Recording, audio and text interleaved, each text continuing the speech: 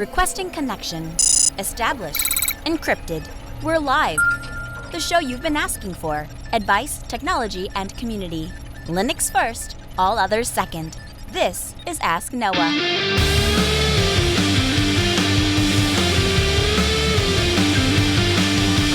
Live from Altispeak Technologies, the Ask Noah Show starts right now. This is the show where we came to do all the things on Linux they said couldn't be done and take your questions on how to do the same. The phone lines are open this hour. To be a part of the program, it is a free call. 1-855-450-NOAH. 1-855-450-6624 or send an email to live@asknoahshow.com. My name is Noah Chalai. I'm your host. Delighted to be here with you this hour as another episode of the Ask Noah Show kicks off this hour. An exciting episode. We have a lot of stuff coming up. Dr. Andy Yin has made a blog post this week about some misinformation that is going around the internet. We're going to talk about that and cover it. Also, we've got some news on the Pine phone. We finally have some leaked pictures and some information about the Pine phone. It's a very exciting device, especially for people like me who are looking for alternatives to Android and iOS. Pine has also taken the extra step to close the gap, the technology divide, and so people in less fortunate countries still will be able to participate in the growing success of technology. Purism has, well, there's a story there that we'll dig into. Mumble has had the first release in 10 years, some updates to Telegram, and some tips and tricks on how to have encrypted and secure communication. All of that's up right now on the Ask Noah Show. But as always, your calls go to the front of the line. Bryce from South Carolina, you're on Ask Noah. Good afternoon. Hey, Noah. Thanks for taking my call. Yeah, you bet. How can I help? Question. Looking to add security cameras to my home, and obviously the easy button now is looking at something like Arlo or Blink, but Sure. I'm not comfortable with the cloud storage of the videos. So I'm just kind of curious about your recommendations for a system that will live on my LAN. I already have Unified Access Point, so I was looking at that system. Yes. But a little concerned about the direction of Ubiquity with them moving to their appliance, and I'm just curious if the devs are going to always be available. So I don't want to really invest in that system if it's not going to be around for the long term. So kind of wanted to get your take on that. Yeah, sure, you bet. So let's start with this. If you want a system that is going to be supported for a long time, what you want is something that's standardized, something that isn't owned by one brand, one company, one entity. And the closest you're going to get to that with IP cameras anyway is the ONVIF standard. And the ONVIF standard is an open industry standard that provides a standard for interfacing IP-based security cameras with IP-based DVR. So if you were to install something like Blue Cherry DVR or ZoneMinder, you would be able to use any of these various camera manufacturers that support the ONVIF standard. And that's a great way to go. I should probably mention, although I'm guessing you're not considering it, it's worth mentioning that analog cameras still are not out of the question. We still, I don't prefer to do them. I prefer to put an IP-based system in when I can because you get a better picture and it's better resolution and it's better future-proofing and all of that. But there is something to be said about the security and unhackability of a closed-circuit camera system that isn't on the network, that isn't doing any of the smart stuff. It's just recording and then dumping to a DVR. You maybe have that on a separate network where you can log in and extract the footage. The nice thing about the analog system is, again, I just say it to mention it, it does follow a standard. It's an open standard. They come with BNC connectors or the RCA connector, but the reality is it's a standard video connector or a standard video signal and a 12-volt power supply, and you have a camera. Your inclination to go down the Ubiquity route is a good one, and to that end, I will tell you that all of the camera installations that we currently do are with the Ubiquity systems. The thing that you're finding on the internet, and the thing that is causing you some concern, as it probably should, is Unify is abandoning their traditional, what they're calling Unify Video, in favor of a new system called Unify Protect. Now, we actually talked about that a little bit on the show when Unify first made that announcement, because Ubiquity came out and basically said, hey, we appreciate the fact that all of you folks out there have spent all of your time, effort, and money investing in our products because you are do-it-yourselfers and you're looking for the best value. And so we sell you a $180 access point that should cost $1,000, and we sell you a controller. We just give it away as a Debian, essentially a Debian repo. And if you were to buy that exact same thing, from a competing manufacturer, you would pay $1,000 just for the controller alone. So thanks for doing that. By the way, we're going to screw all of you in the self-install industry, and from now on, you will buy Unify Protect through the Cloud Key 2, and it's a totally different system, and that's the direction we're going to go down, and there's not going to be a self-install option. And the internet, rightfully so, kind of freaked out and said, you guys are idiots. Your customer base is people that like to build their own appliances, and frankly, while your NVR is good, it's not perfect, and there are some shortcomings that people like me who do very large installs with this stuff have to overcome. The first example is, I'm sure that somebody somewhere in Ubiquiti decided that an Atom processor and a 2 terabyte hard drive is more than enough for the average home user or even the average small to medium business. And they're probably right. If you have 30 days worth of 1080p footage from 6 or 7 cameras, I don't see any problem with that at all. But when you go to do a 300 camera install or a 500 camera install or a 700 camera install, all of a sudden that 2 terabytes of space at 1080 with hundreds of cameras, at 1080p, all of a sudden it doesn't seem like it's that high of resolution, and all of a sudden it's not good enough. And so up until now, it's been very easy for us. We go buy a dedicated Dell server, we install Debian on it, we add the PPA, and all of a sudden we have a ZFS array of 10 terabyte Western Digital Reds that are all functioning on ZFS. And on top of that runs the Ubiquiti software. So it works out because you can work around some of those limitations. So we have had a lot of patience with Ubiquiti and said, fine, you're going to force us to use your cameras. You don't offer pan, tilt, zoom. They only work with your controlling software, but at least it's a really good interface. At least it works 100% of the time, and at least we can install it on a regular distro. And they tried to take one of those things away from us, and they suffered the backlash. In response, what I have seen lately on the forums, this is not an official answer, but what I have seen on the forums and what has been indicated both from Ubiquiti employees as well as other people that work in the industry is that Unify plans to eventually release the Unify Protect as a self-install in the future. They haven't given a date. There's not a firm timeline. It's not even official. It's not even an official, here is what we have offering today and here's what we will offer in the future. It's just kind of hearsay. But it's hearsay that I've seen enough places and heard enough times from enough sources within Ubiquiti that I'm inclined to believe they're not going to screw over the self-install customers. So that's a really long-winded way, Bryce, of telling you that if I were you, I'd follow your inclination to install a Ubiquiti system. The nice thing about the Ubiquiti system, right, the cameras are encrypted back to the DVR. The DVR is encrypted back to your laptop, and it's with a private key that is generated on the device itself. There's no cloud access. There's no video syncing to any servers. It's all on hardware that you own. Ubiquiti could cease to exist tomorrow and all of my cameras would work just fine. Now, can you forward a port or could you set up a VPN so you can log into that system remotely? Yes. Does Ubiquiti offer a cloud service that you can tie into your system so you can access some of that stuff remotely? Yes. It's off by default. They don't expect you to use it. The vast majority of people that I work with don't use it, and it works just fine as a local device. But I've tried the ONVIF cameras. I've tried the expensive camera systems from Bosch and Panasonic, and I'll be honest with you, I haven't found an interface that I think functions as well as the Ubiquiti one. Even if it's not perfect, it's the best out there right now for IP cameras. Well, thanks. That really answers my question. I appreciate the time, Noah. Awesome. I appreciate you listening. Thanks so much for joining us tonight. 855-450-NOAH. That's 1-855-450-6624. The email, live@asknoahshow.com. JJ from Ohio. Welcome to the Ask Noah Show. Thanks, Noah. I just have a couple questions. The first one is I've been running a Proxmox server on ZFS with Linux containers and VMs to do things like Nextcloud and Jellyfin and SyncThing, just basic file sharing for my family. And I want to switch to Docker-like containers. I don't particularly want to use Docker because I don't want to deal with the Docker socket and the big daemon.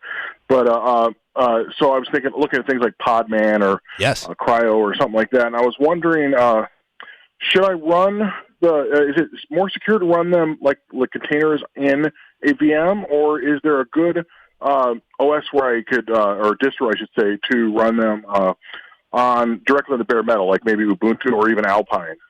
So the answer to that question is both. Are Dockers designed to run securely on bare metal? Yes. Does Red Hat design when Relay 8 came out? Did they spend a lot of time, effort, and money designing a system and working with Podman and Scopio and all of those things to make sure that containers could run perfectly on bare metal without having to be virtualized? Absolutely. In fact, we are actually seeing containerizations. When I talked to Chris Wright from Red Hat, I asked him point blank, are you running into any problems trying to convince the industry to virtualize your systems? And Chris Wright said, yes, we are, because essentially for a long time, people just continued to push for the concept of virtualization. And so it was easy to sell virtualization. But within the last year, within the last 2 years, Docker and other competing container technologies have taken off in such a way that people are very skeptical about virtualizing another operating system just to run a small stack.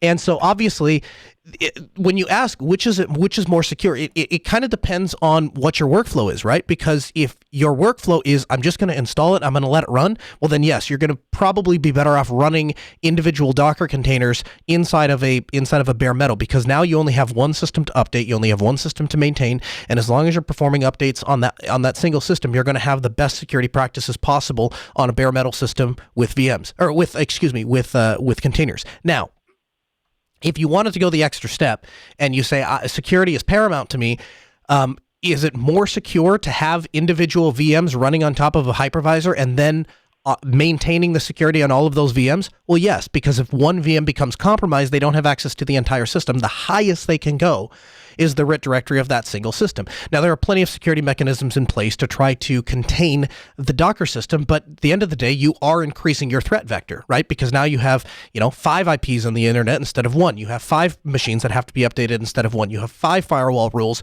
to maintain instead of 1. So it really depends on how hands-on or hands-off you want to be with your administration. If you say, hey, this is something that's fun and I enjoy doing maintenance every week, and I that would be a fun thing, or I'm going to script it, or I'm going to try out my new Puppet skills or whatever, I would tell you to go ahead and split that up into various VMs. If you told me I'm just going to set it up in a server and I might touch it once a year, I would tell you probably just stick to bare metal stuff. I tend to split things up into VMs because I move them around from one virtual host to the other, right? Which is technically possible with container technology, but the idea primarily with containers are they're designed to be spun up and destroyed, not necessarily transported from one system to the other, whereas a VM is specifically designed to be spun up. It works in its own little environment, and then you can move that environment from one virtual host to another. Well, my 2 requirements are, 1, I want to run it all in ZFS because that's what I've been doing. Sure. And 2, I basically do all my configuration management in Ansible. Oh, yeah, you want to do VMs then. So I figured you want to do VMs. If you're that hands-on, you're going to be better off with VMs, and it's going to give you more flexibility and control. Okay, my second question is, that sounds great. So basically I'll be running something like Proxmox or Ubuntu as bare metal, and then in that run VMs, and in the VMs I'll be running like Podman or whatever. So I could run something like maybe like Fedora Core OS or something as in the VM. Sure. So I could take advantage of like SE Linux or okay. So my second question was, so, all my servers all send emails automatically I use mailbox.org for my email service to when, there's a problem or, when it does like the scrub once a week, things like that. And I was wondering, I've been trying to do some research and I haven't been able to find one. If there is a lot of people use Postfix or MSMTP just as like basically a send mail on their server. And I can't find one that does PGP that encrypts the message before it sends it out because some of the information it's sending, I just don't want going plain text over the internet. That is a great point. It's amazing to me that I've been working in this industry for 20-some years, and nobody has ever brought that up before, because that's a great idea. The way that we have typically handled secure communication of data metrics from servers is the servers speak SNMT, I'm going to forget the acronym, but SNMP, messages on a trusted network that is secure, and obviously it's an admin VLAN that only those servers and administrators have access to. Then typically what happens is you have something like Zabbix that sucks all that information up, and then Zabbix, being a system that is built with encryption and you've got SSL in place to log into the web UI and those kinds of things, that then becomes the place where Zabbix may send an alert and say there's something up with one of your servers, log into the portal and find out more information, and then you would log in and get the rest of the information. But there probably is a way, I'm sure you could script it to to encode with GPG and then send the encoded message out, and then you'd have the private key to decode. So there probably is a way to do it if you hacked around with it enough. I've just never seen it done that way. Anytime I've seen information that is potentially confidential or privileged information that's coming off of systems, typically that's stored in some sort of central monitoring system, and then we secure the threat vector from that central monitoring station instead of because the issue with email, is that it was never really designed to be secure. And so we've essentially we've molded and mended it like taffy for 25 years, trying to pull it along and drag it into 2019 and use it for things it was just never really designed to do. I've got a second box I was planning on running Zabbix, Jenkins, and like Ansible AWX on, so I guess I could use that. And send the messages out. And if it, at least if it has TLS, the message will at least be encrypted from server to server. Correct. Because Mailbox supports PGP, I thought it would be nice if the messages were encrypted when they arrived there. So, the data at rest, which the messages were encrypted. Sure. I'll have to see if I can script that. Yeah, if you do, call me back, because I wasn't sure if there was something that did it by default. Yeah, if there is, I'm not aware of it. But like I said, it's a really excellent thought, so I'd be interested in hearing. So if you don't mind, give me a call back if you get that scripted. And if you're willing to share the script, I would certainly love to promote it. Lou calls from Connecticut. Hey, Lou, welcome into the Ask Noah Show. Hey, Noah, what's going on? Hey, how's it going? Pretty good. So I had a question about, so I just got myself a brand new ThinkPad X395. Yes! Do you like it? And I like it. I'm not as in love as I thought I'd be. Okay. I'm coming from a T430S, which I heard you talking about last week. And I loved my T430S, which is why I'm like, I got to stick with ThinkPads because I love the keyboard. And that's probably the one thing I don't like about the X395 is because the keyboard's a little bit smaller than the T430S. Okay. And, it's a little stiffer, so I'm having a lot of problems with and I'll go to press a key and it doesn't actually register. So I'm going to give it a couple more weeks and see if I can get used to it. I don't mean to interrupt, but I would stick it out for a little bit, because if I remember right, the 395 has the same keyboard as the X1, and I remember when I first got my X1, it was almost a year ago, and I came from the 270. I hated it at first. I thought the keys were too crisp. I thought they were too recessed in, so I didn't like it at all. And I went to use my X270 2 nights ago or 3 nights ago, and I couldn't stand the keyboard. I just couldn't stand it. This new one, it takes a little bit to get used to, but it holds up so much better, and it stays more consistent. My 270, the keys started to get spongy, and they would kind of get shiny on the top, so it was, I don't know, it's not really wearing out, but just you could tell that it had been heavily used, and it felt heavily used. And the X1, it's almost a year old, and when I sit down to type on it, it types now like it did when I first pulled it out of the box. And I believe the 395 has the same keyboard. So yeah, I would say stick with it a little bit, and that might turn around on you. Okay. Sorry, I didn't mean to interrupt. I'm thinking the same thing, but part of the reason I called was kind of ask you about that, because some of the problem was I'd go back to the T430 and I'd say, oh, this is kind of nicer. Should I just stick with the T430 and then sell this? But I'd like to have a newer ThinkPad with USB-C charging and some new things that I was kind of missing out on. So I'm definitely going to stick it out. But the one problem I am having, so I'm using Kubuntu, which is my go-to stable distro. I know my way around it. Yep. But I'm having problems with the touchpad. I can. Yeah. Okay. I already know where this is going. So the bottom left is a left click. Yep. The bottom right is a right click. Yep. And then anywhere in the middle third registers as a middle click. Yep. And when I go to the touchpad settings in Kubuntu, everything's grayed out. Correct. So I can't even disable that. So here's the thing. I'm so excited to get this question. You have no idea. When I pulled my X1 out of the case, I never talked about this on the air because I didn't want to give ThinkPad a review for my stupidity. Well, that was a terrible way to set this up. I apologize. Anyway, so I pull it out of the box and I install Kubuntu just like you did, and I can't get the thing to boot. Just doesn't boot right. I do a complete reinstall. I'm Googling around. I can't figure it out. Finally, I find out there's an option in the BIOS that says this computer has Windows installed, and if you toggle it, it says this computer has Linux installed. I did that. All of a sudden, all the boot issues went away. I was having trouble going in and coming out of standby. All of that went away. I would have an issue where the whole machine would just lock up and I would have to restart it. That went away instantaneously just by changing the BIOS. Then I started using it and I ran into the exact same thing that you're running into with the trackpad. I don't like tap to click, but if I turned off tap to click, I couldn't right click at all. And it was like, the options that were showing up, just like you said, they're ghosted, and you can't actually configure the system the way you want to configure it. The problem ended up being I had to install the Synaptics Xorg input, and I'll put a link to in the show notes. But in case there's anybody out there that's listening to this and they're sitting at their computer, sudo apt-get install xserver-xorg-input-all xserver-xorg-input-evdev xserver-xorg-input-synaptics. If you install those 3 packages, your trackpad will work exactly like your 430 did. And I'll put a link in the show notes to this to that specific command and that, by the way, took me 3-4 hours to dig up on the internet, because everybody, when you Google it, trackpad problem on ThinkPad, everybody has a different solution and none of them work. This was the first one that I got to, and I ran this command, and so I fixed this on my ThinkPad, and I was super excited because it literally made the trackpad respond exactly the way that all of my previous ThinkPad trackpads had responded. And then I found out that if you don't use the default ISO for a Dell XPS, it suffers from the exact same problem. So they must have similar trackpads, or at least similar drivers.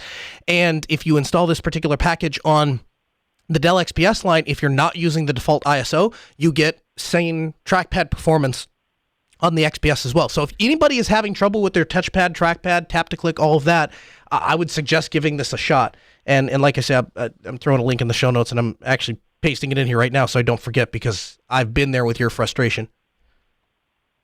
Awesome. Thanks, Noah. Yeah, you bet. Thanks for the call. 855-450-NOAH. That's 1-855-450-6624. The email, live@asknoahshow.com. We'd love to have you joining us. So Dr. Andy Yen has come out to correct some misinformation that is going around. Now, I think it's a pretty sad state of affairs, to be honest with you, when the Ask Noah show has to go and correct Bloomberg. I spend all week prepping the show. I come in here and set the show up. I do the show. I edit the show. I publish the show. I promote the show. And then I do it all over again. And if I can come across this information and spend 3 minutes reading through what Protonmail is publishing, it baffles me that large news organizations like Bloomberg can't get this right. So September 5th, Protonmail comes out and publishes a blog post talking about alternatives to Android. As you might be well familiar, if you listen to this show for the last 3-4 weeks, I've been talking about various alternatives to keep your data private. Now, I have settled on Sailfish OS as my companion device. I have my Sailfish device right here. I'm doing the show off of it. I wrote the show notes on it. I'm going to publish the show on it. I absolutely love this thing.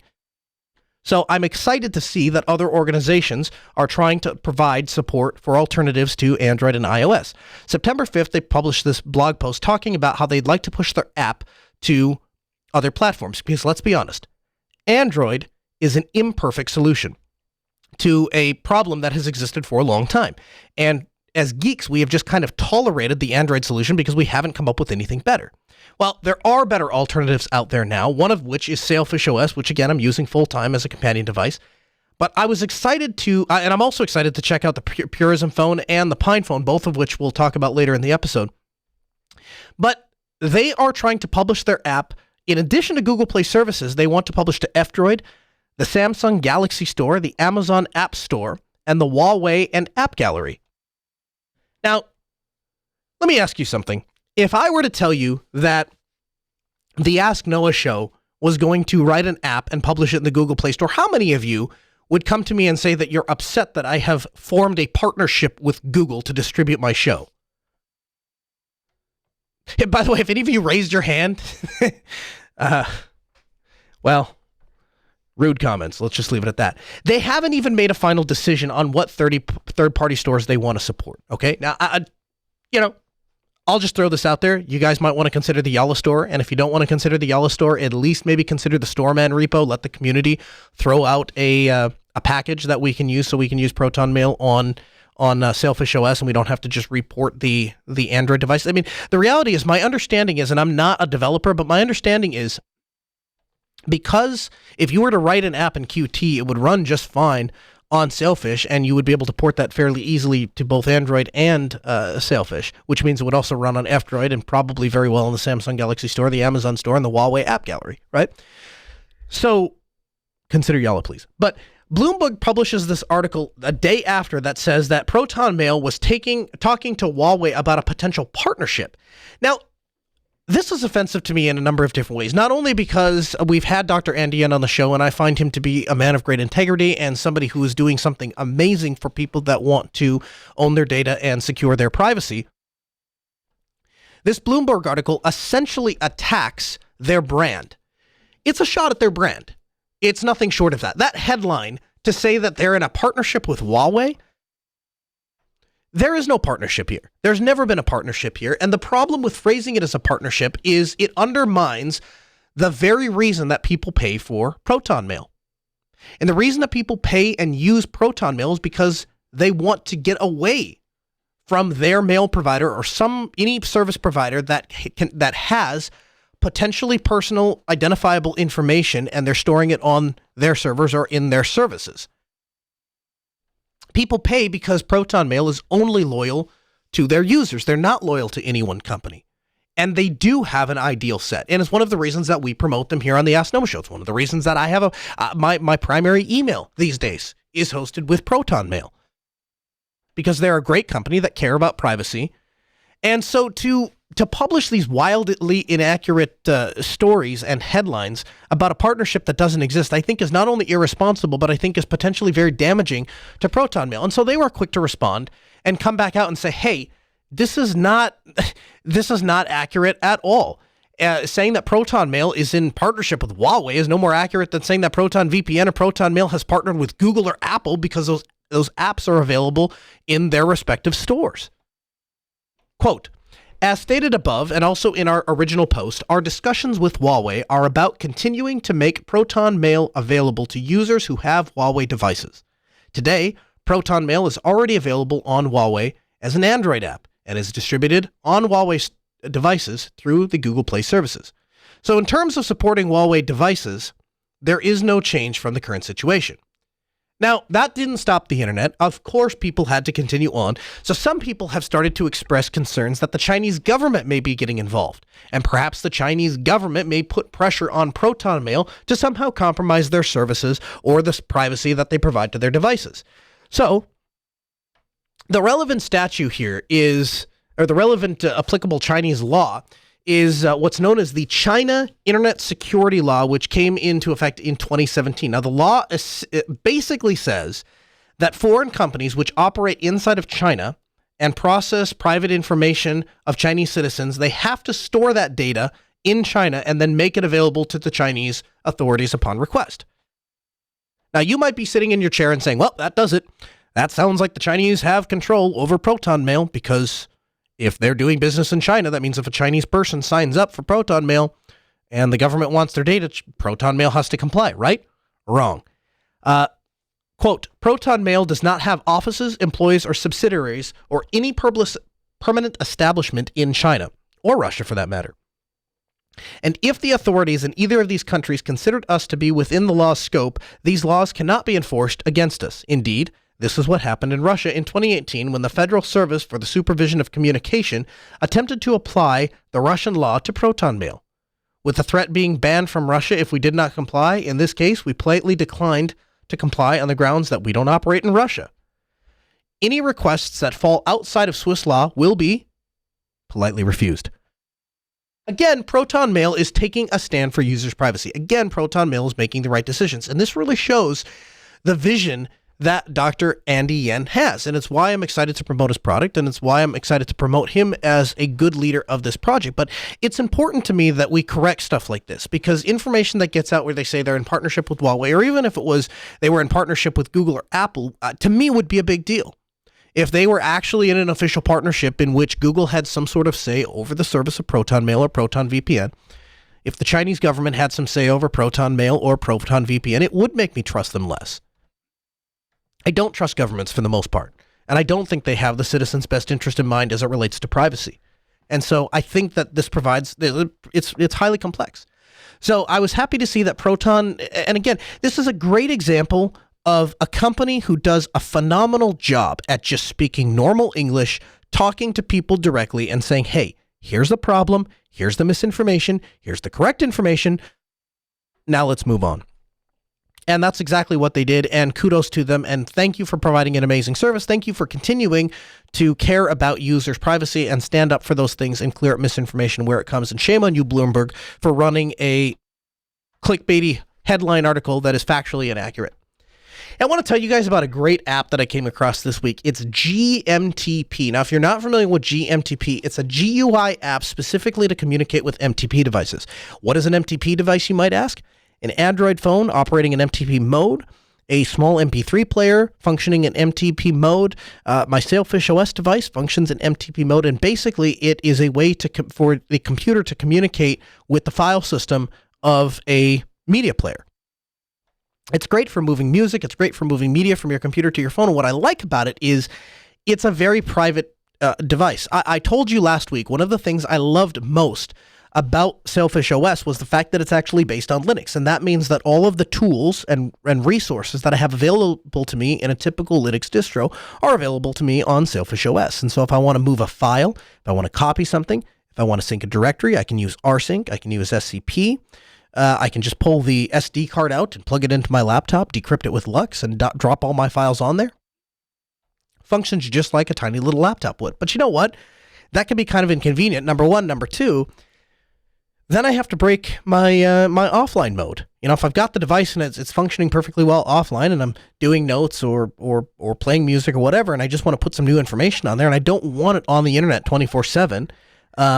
GMTP has turned out to be a great way to move media back and forth. And so you can install GMTP if you want to, like me, to move data privately between two devices.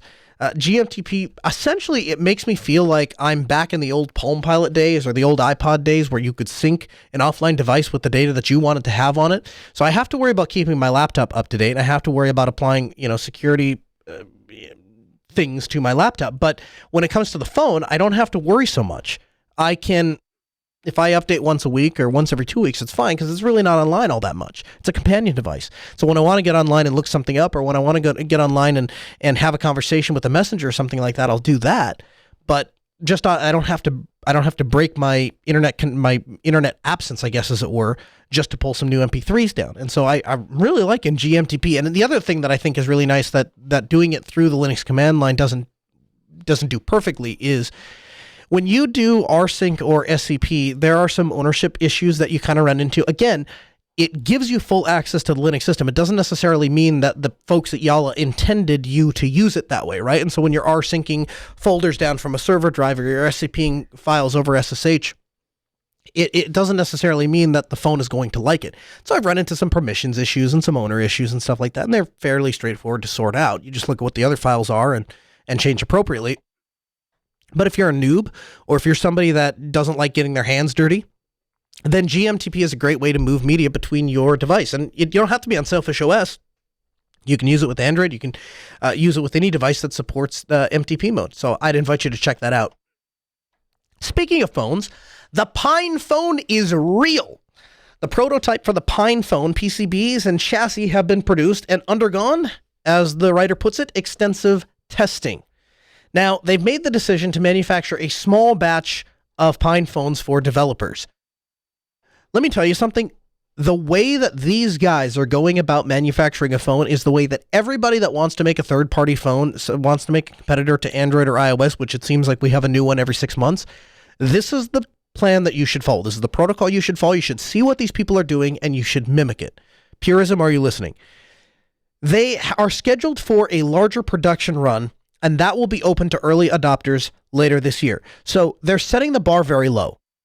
If you're a developer, if you're somebody that wants to play with a prototype so you can start getting your app ready, you can start modifying the OS, you can start learning about the phone so that you can sell it to your customers or design your product around it or whatever, they're going to provide you with access to that system to do so. You're not going to pay anything for it. They're just, well, you're going to pay for the small batch of Pine phones that are available for developers, but you're not pre-buying, you're not paying for their development cycle, you're just buying these developer devices so that you can learn how to develop on the thing. Then they're going to schedule 2 larger production runs, and those are going to be open to the earliest of early adopters. and then those people will have the opportunity to purchase one of those early production runs, but it's going to be a full production run. And then the first Pine phones will enter and start shipping later this month. So notice what they've done here. They've controlled their timetable such that they have planned this for years, and finally they're coming to the execution date, and they step up and say, okay, well, now it's time to start moving these out. Let's get the developer units out to the developers. We're a month away, so let's start getting the ball rolling and let's start getting people involved. But they waited until they were almost to the end of that process and funding all of this stuff themselves. And then on top of that, they are doing all sorts of advocacy things to close the digital divide. We'll get to that in just a moment. But the Pine phone prototypes will ship to developers later this month, 8 months since their announcement. So they've planned for years. They got within the last 8 months, and then they said, okay, here is the thing. Let's go ahead and do this, and let's go ahead and get these phones shipped out. Nunix says in the chat room, for what it's worth, Evil Dragon has been more transparent with the production and lifestyle of Pine 64. I'd greatly prefer more people follow his example. The Pine people in general, I guess, just have established a reputation in the community of being honest and forthcoming. So I just, which product specifically and which person is in charge of which product specifically, I'm not going to dig into that. All I will say is that I think they are doing a fantastic job of communicating exactly what they want, setting the expectations at a realistic level, promising less and delivering more. I think they are following those 3 rules to the T, and I think it's working very well for them. And evidence of that is seen anytime you go on a forum talking about the new Pine phone. Everybody is excited about it. And the reason that everybody is excited about it is because they're doing a great job explaining what you get and setting expectations up. So the Pine phone shipping timeline for 2019 and the 2020 large production run are all going to be released and available.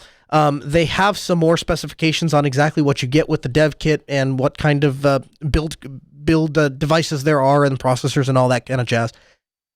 But they are, in addition to that, they are closing the digital divide. And this is something that I think is very interesting because it's not something that I pay a lot of attention to, but I acknowledge that it is a real problem, and I'm glad that somebody is.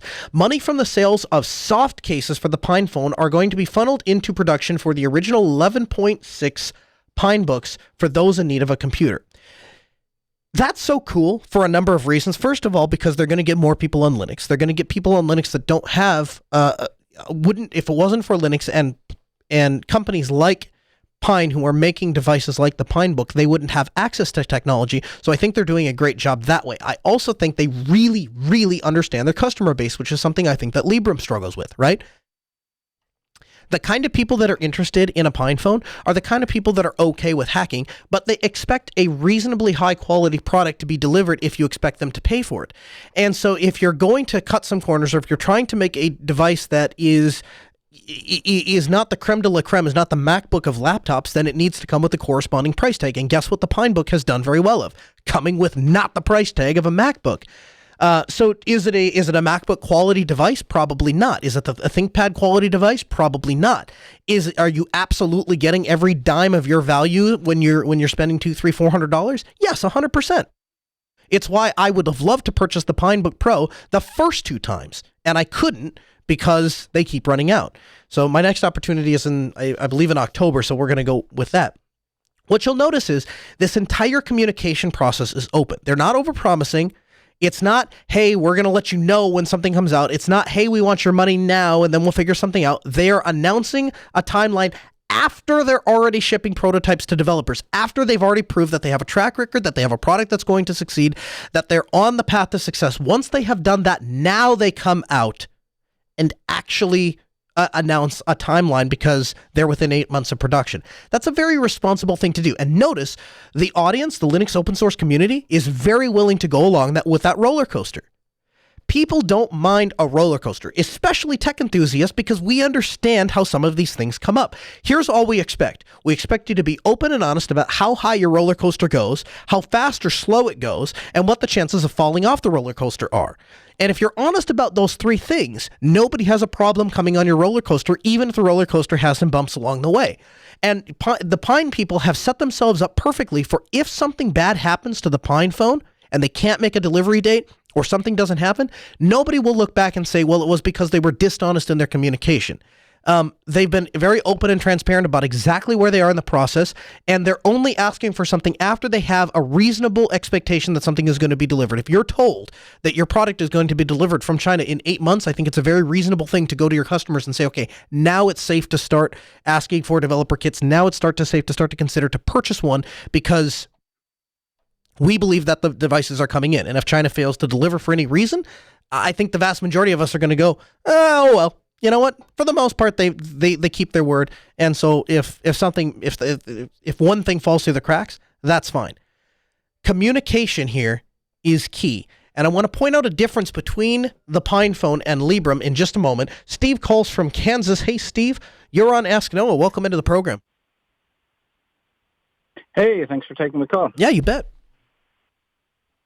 Say, I've got a FreeNAS server already. And I am looking to set up an instance of Nextcloud, and I'd like the data for the Nextcloud server to live on the FreeNAS box. And so the question comes to my mind, do I want to run FreeNAS or run Nextcloud on the FreeNAS server using a plugin, or do I want to set it up as a separate server and maybe like NFS mount a file system for the data? Do you have an opinion on that? I will tell you what I will do, and then I'll tell you why what I would do is a bad idea. I would go the NFS route for two reasons. One is there is nobody, and I mean nobody, that knows more about ZFS and the upkeep than IX Systems. And so having a appliance-based package that they produce to run ZFS on to me, seems like a really smart way to go. Can I set ZFS up on Linux? Absolutely. It's like 3 commands.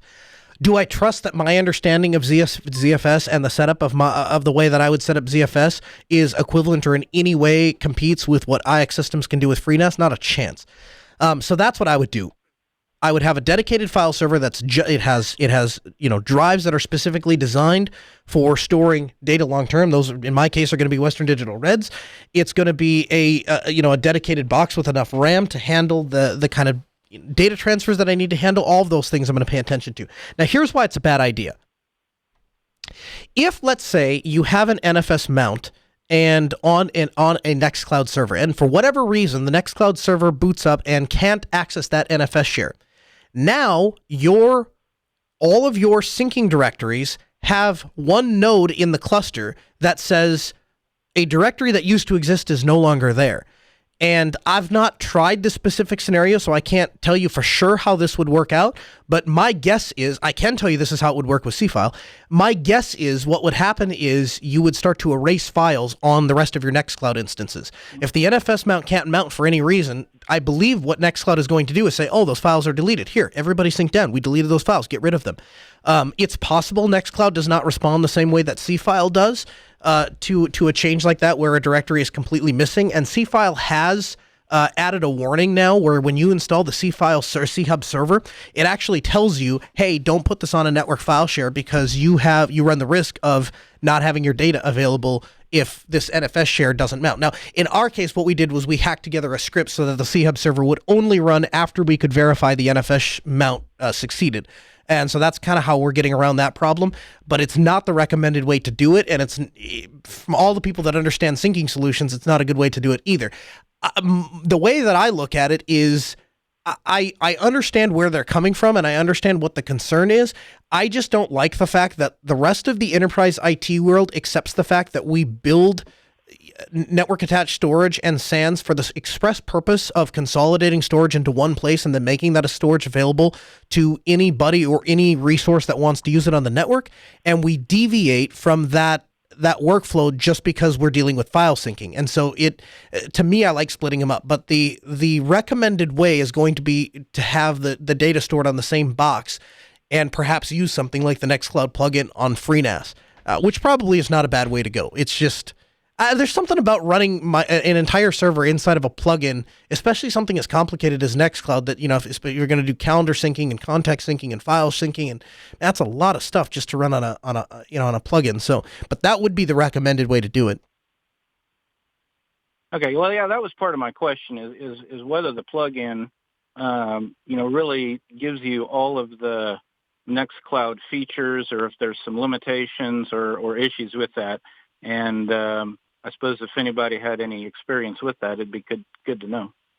Yeah, absolutely. I mean, now that this call has aired, there'll undoubtedly be people writing in going, either don't do that, I borked my Nextcloud instance by doing that, or there's going to be people writing in that said, I've done that for years and there's nothing to worry about. So I guess you and I will find out together. But if you decide to go the route of NFS, what I would suggest is putting some dummy files into a machine, manually unmounting that NFS, starting Nextcloud, and just see what happens, just so that you know what's going to happen. And of course, as with any data thing, I'd be remiss if I didn't tell you that, no matter what you do, good backups are key, because Nextcloud is not a backup solution. So back your data up, and then shouldn't really matter. But my guess is it's not a great practice.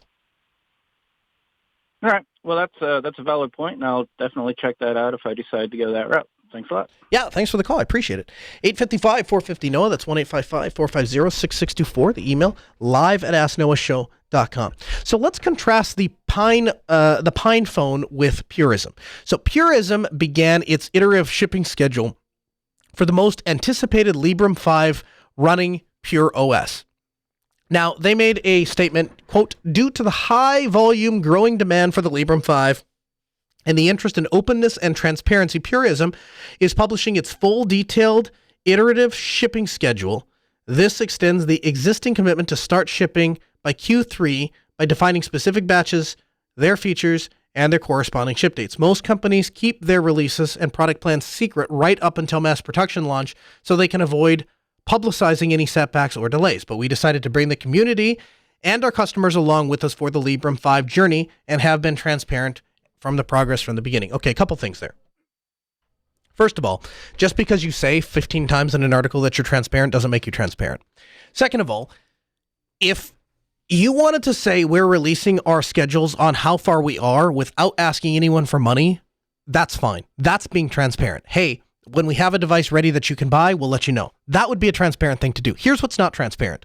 It's not transparent. It's not bringing your customers along for the roller coaster ride when you say, hey, buy this phone and we'll deliver it by this date. Oh, we're not going to make that date. So instead what we're going to do is you have an option. We'll ship you a incomplete phone for the same price that you paid for the completed phone, and we'll deliver that on the date we promised you the completed phone, or you can wait X amount of months, and then we'll try to deliver the completed phone at the time that we promised you that we would, later than the time that we would promised you that we would deliver the completed phone at the price that you paid for the completed phone. Like, it's so confusing to try to mentally step through that, and the mental gymnastics that you have to do to arrive at this is them being transparent is quite frankly frustrating. I don't have a problem with Purism. I don't have a problem with Todd. I like what they're doing. I like the fact that there's competition in both the mobile sphere and in the laptop sphere. I think we need more of them. I really like the idea of a Class A Linux laptop that is designed from the ground up to be privacy conscious, because frankly, there isn't another product out there like that. The people that value privacy tend to be on 15-year-old ThinkPads, and that's where you get the Stallman-like computer. So I get where they're coming from to a certain degree. I just think, once again, they misunderstand their audience. This might work if you're Apple and your device is delayed by a couple of months, and so you offer a consolidation prize of, hey, we'll give you the half-done phone or the prototype or whatever for the price. Maybe that works if you're Apple and you have a large fan base.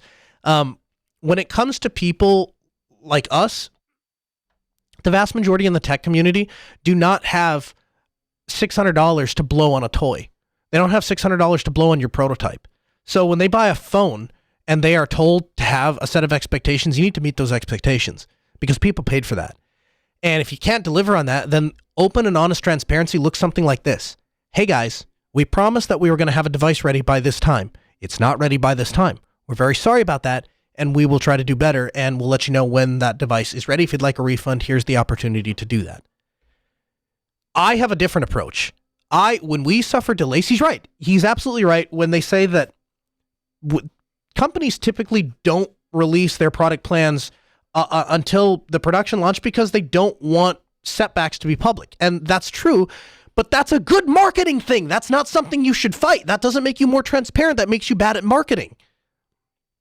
If you're not ready to actually produce a product, coming out and just keeping your mouth shut until you are, That's just good marketing.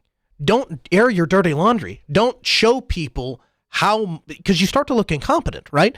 All these other places, when they announce a product, 8 months later, they're delivering a product. Then there's you, and you announce a product, and then you fumble around for a year, and then finally you kind of sort of haphazardly deliver a product. It's a bad marketing strategy. So don't do that. I'm not going as far as to say this is malicious. I'm just saying it's not very smart. And when you compare the Pine OS phone, just go on forums, go on Reddit, go on the internet, and just look at what people are saying about the Pine OS phone and the Purism phone. Arguably very comparable products, arguably very comparable situations.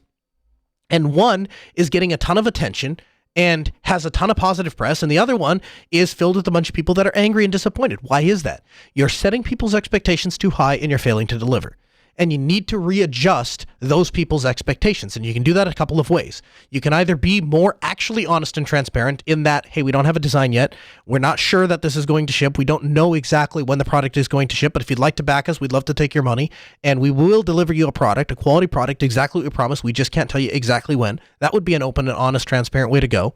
You could say, hey, here is what we're doing. We're not offering it for sale yet because it would be irresponsible since we don't have a timeline, but we want to be open and honest and we want to be more transparent than other companies. So we're going to publish our timelines and you can watch as the delays occur or don't occur, and we'll let you know as soon as we're ready to build a product. That would be an open and transparent way to go.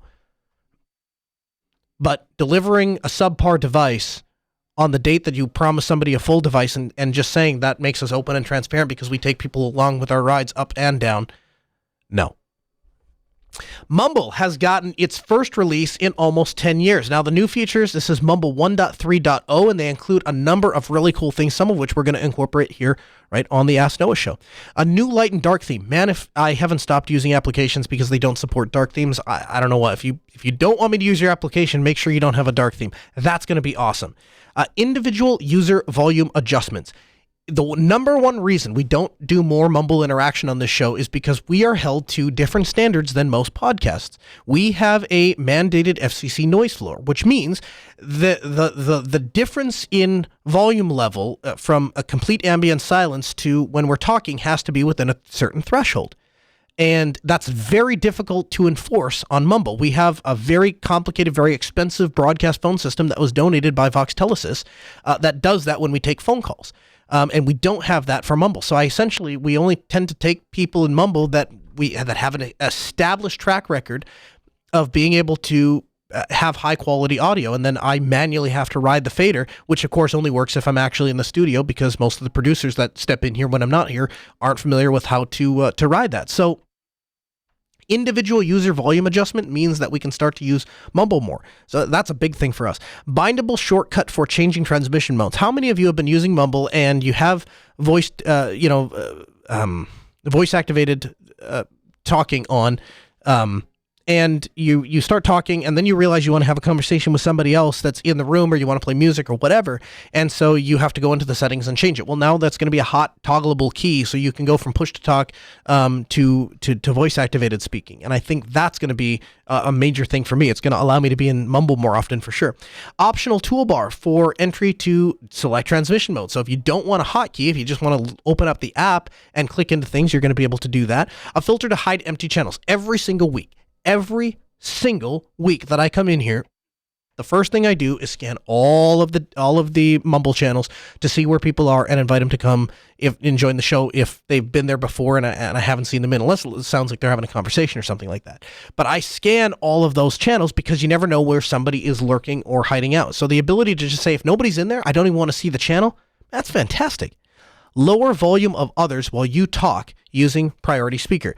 Right now, the way that Mumble is set up is we force everybody to use push to talk except for my machine here at the studio, which is on constant transmit. And the idea there is that you guys can hear the intro music, you guys can hear phone callers, you guys can hear me, you guys can hear clips that we play without anything cutting in or out on Mumble.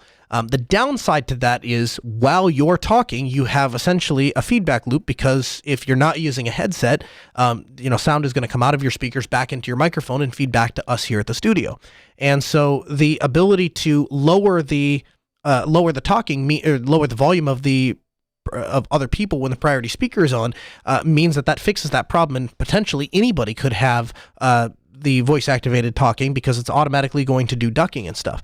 And they're going to use pulse audio monitor devices as input, which means that you're going to be able to play something like out of Audacity right back into Mumble, which is going to be huge for small-time podcasters that maybe don't have access to an IP-based broadcast console like we have here.